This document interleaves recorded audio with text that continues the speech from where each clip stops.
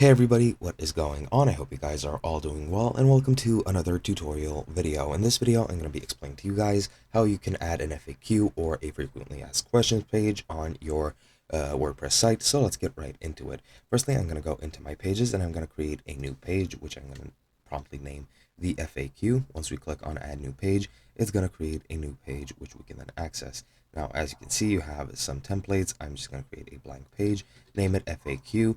And here you can choose a block. Now I'm going to just add a paragraph. So I'm just going to go ahead and type in question 1.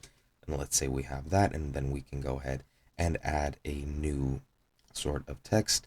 So for example, if we add details, I'll add it there.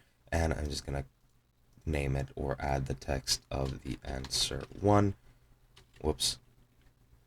You can do that with any sort of text format that you want. Details can be good. If you want the answers or the questions to be here and the answers collapsible, you can do that. But you pretty much just need to use any sort of method to add text, and then you just need to add your questions as headers and then the answers as paragraphs, and you're pretty much good to go. So, for example, let me just try this another way. If we have, for example, / heading, there we go, question 1, and then just paragraph, whoops,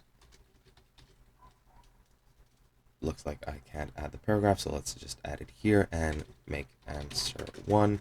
Then we can go ahead and do heading 2 and make question 2, then into the paragraph answer 2, and you pretty much get the point. Once you build it like that, it's pretty much all you need, and that page will be linked on your site, and then you just have to publish it and click publish again, and that should be it. Once you're done with that, you have your new page. The page is now live, and that's all you need to do.